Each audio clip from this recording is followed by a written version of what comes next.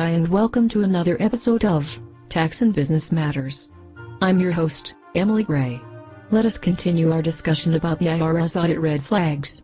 Number 8 on the list of IRS audit red flags is claiming a loss for a hobby activity. Your chances of winning the audit lottery increase if you have wage income and file a Schedule C with large losses. And if your Schedule C loss-generating activity sounds like a hobby, horse breeding, car racing and such, the IRS pays even more attention. If you qualify, you can deduct a percentage of your rent, real estate taxes, utilities, phone bills, insurance. It's issued guidelines to its agents on how to sniff out those who improperly deduct hobby losses. Large Schedule C losses are audit bait.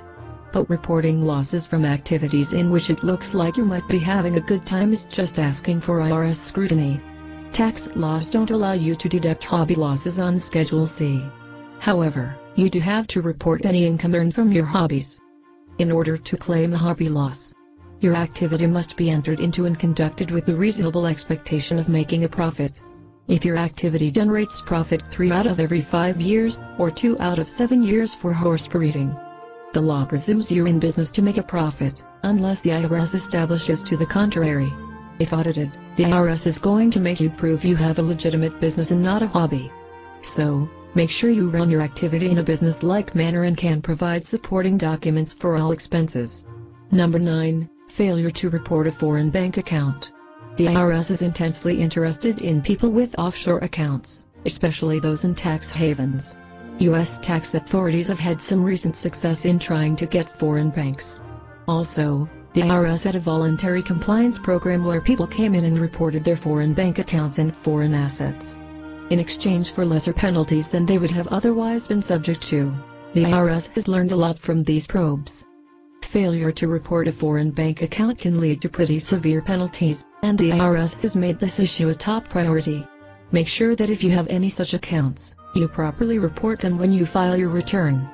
Keep in mind, though, that if you have never previously reported the foreign bank account on your return, and you decide to do so for the first time in 2010, that might also look suspicious to the IRS.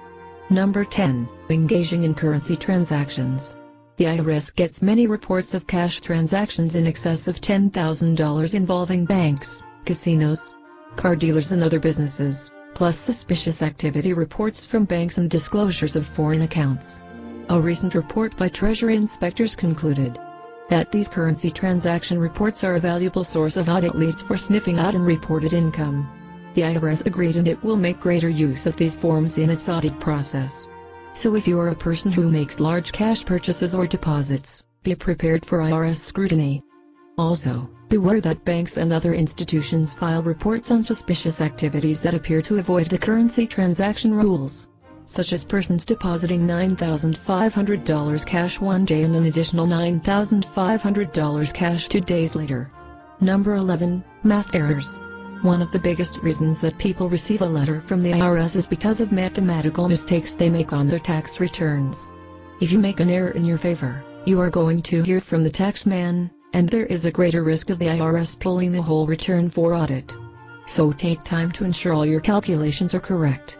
Even though math errors may not lead to a full-blown audit, it's always best to remain under the radar of IRS computers.